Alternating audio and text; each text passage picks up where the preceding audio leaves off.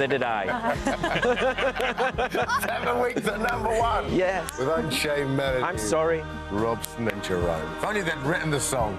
The first CD. Think about the PRS. The first CD I ever bought. Was it? The first CD I ever bought. I remember us all dancing in the front living room to this. I admire your taste in men. Oh, Yeah. yeah, with my dad, all the family, we dance. Tune, isn't it? Yeah, dance in the front living room, all of us, yeah. Oh, Josie, you needed to get out more. Oh, maybe. Robson is here with his modern day Jerome. With the honour. Hasn't he aged well?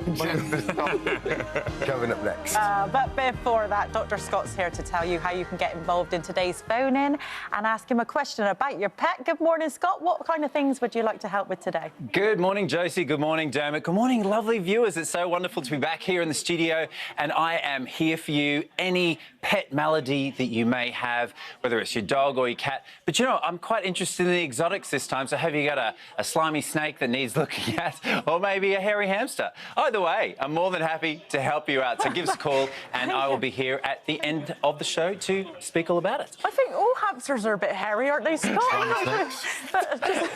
just my observation. It's too early in the morning for this kind of chat. Well, if you want to put your question to Dr. Scott, there goes it. Time now for us to join the stars of Grantchester, which these days is giving the town of Midsummer a run for its money when it comes to small-town crime. Before we have a proper catch-up with Robson and Tom about returning for the 8th series, let's take a look at the not-so-sleepy Cambridgeshire village. Yeah, it's quite dangerous, 78 miles an hour. Yeah, I'm sorry. Slow down, man. Always living in the fast lane. Congratulations on 8 series, and you're filming series 9 as well. That's still on hold. Just finished series 9, yeah. But who would have thought? 8, 9 series. So I think that's a real testament to the production team who make it, the writing of Daisy Coulomb, and I think we've had a fantastic team making this, and I think that's why it's so successful. And you. And the exec producers. You're very kind. Those sort of people. The North Star. It takes us through all of the series.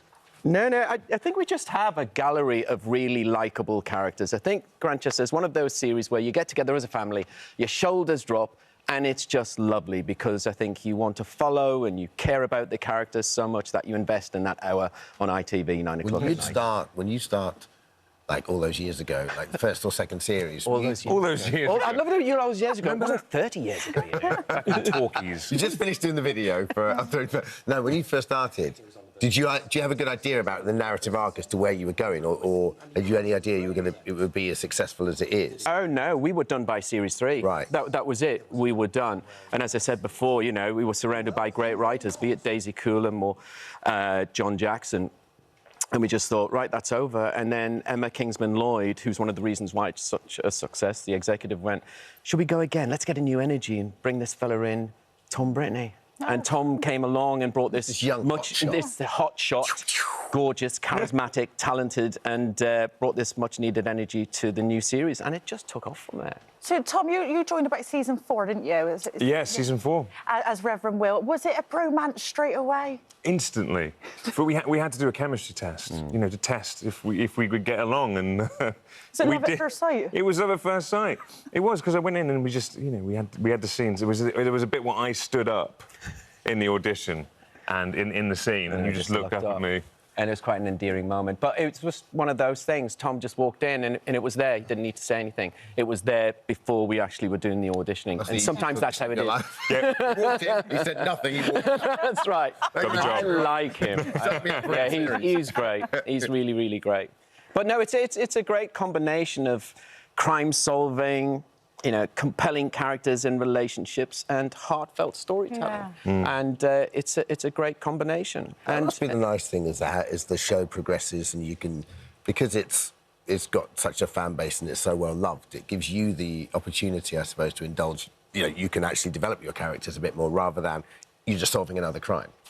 Yeah, I mean, for me, it was the first job I had that had an arc. You could go, you know, it carried on. It wasn't just one episode. And as I grew as an actor with it, and we got to have a part in the storylines and get to know our characters and go, well, should we do this series? And Will would probably do this, and you know, probably kill a man in the first episode on his bike. Kill him on your push bike then, or? Push bike. Push bike, no, it's a motorbike. It was a very- yeah, very 78 miles an hour on a push bike.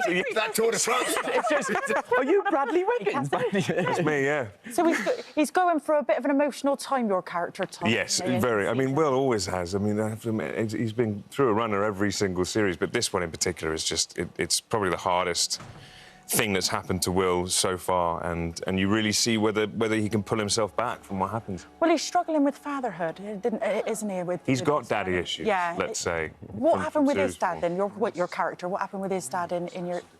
Well, What- a lot. what I mean, just father issues briefly, was it? he killed himself in series 4. That was quite a traumatic thing. But he wasn't a very good father. And at the beginning of the series, Will is a stepfather. He's got a child on the way, and he's worried about being the father that he had and being a better role model than he had before.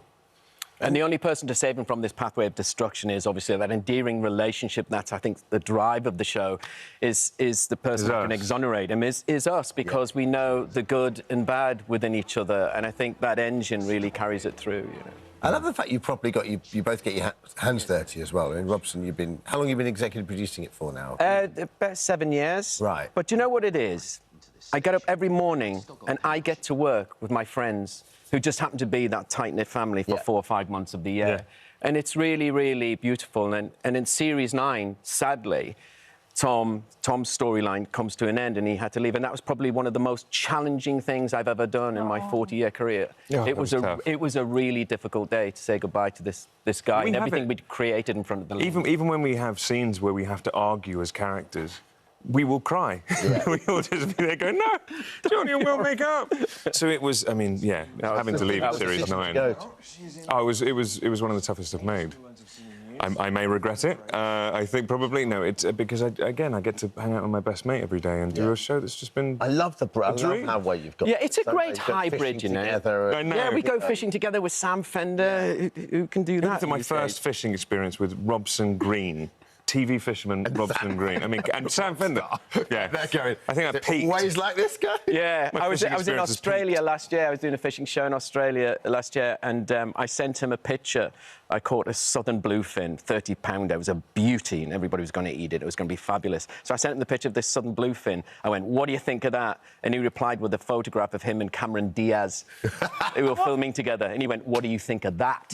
Yeah. So Cameron Diaz trumped my tuna. No, I would have rather been fishing. That was the real dream. Yeah, it was great. Was this filmed, or was this just having a nice time together? Was this all filmed, you guys and Sam Fender? Or... Just having a nice time. just having a nice time. got We did a some music cameras video on that. afterwards. Yeah.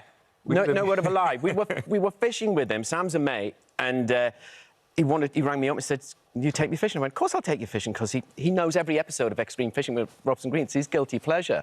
Anyway, we were on the boat with him, and he went, "Do you want to be in my pup video?" So we're in Howden Oldie Death Queue with Sam Fender playing the guitars. No, we're in a Sam Fender video. Amazing. How good is that? Tom, you directed a few episodes. I did, yeah. I directed an episode in series 7 now, and Would you then like to do more of that? Definitely, yeah. I'm trying to ramp up to do a feature film if I can. I mean, I love it. you've got such a brilliant cast. I mean, what's it like working with them all? I know you touched briefly on it, but... Well, it's the hybrid of the series. I mean, you've got these really dark, edgy, uncomfortable scenarios, but above it, you've got a cast who are capable of levity and humour. Tom's got great comic timing. So has Al Weaver, who's a master of it. You've got Tessa Peake-Jones. You've got Casey Ainsworth. You know, Nick I love Brimble. I mean, and them together bring the warmth to it. So you've got this lovely balance that is a rarity, and I think that makes it event television. And I think that's why millions of people watch Grantchester all over the world. I've been working in Iceland, I've been working in New Zealand, Australia, recently South America in the Amazon rainforest, and they go, "Hey, I love your series." No way. Yeah, man. It's great. Yeah, it's crazy. What about you, Tom? Where have you travelled to and people have gone? America. I think America's the place where I'll get recognised the most. They love it over there. Yeah, it's a because they do. They love British crime shows Yeah. that show how beautiful Cambridge is, and the murders. I mean, these villages that have just a really high rate of murder. My wife's Norwegian, and in Norway they have around Easter, they have a crime weekend. That's right. They're obsessed there was with, a name they for do it. great Scandi noir over there, Yeah. but they're obsessed with British crime. Yeah. They love Grantchester. We do it well. We Yeah. do it well, and Yeah, we again, I'm very proud of our show. I think it's unique in that way. Well, yeah, a 9 series, it's got to be, so Yeah. brilliant. Soldier, can we ever expect it to come back? What? Major? I'm too old, No, you're man. not. I'm You've still got 60 look. this year. You're very kind. Have you met my agent? Where they've been out. We'll be running the MOD. No, you know what? When I was 7 years old, I used to look at someone my age and think, how are you still alive? and may that kind of thought process continue. But no, it was God we're good while still it... alive. Yes, Yeah. and it was good while it lasted, Soldier. I'd love for it to come back as a special, Oh, just a bless one-off you. special. OK, I'll do a All one-off. right, thank you. When you're 6. Grantchester, a Series 8 airs Thursday, 9 o'clock on ITV1 and ITVX. Thanks, guys. Thank you very much. Thanks.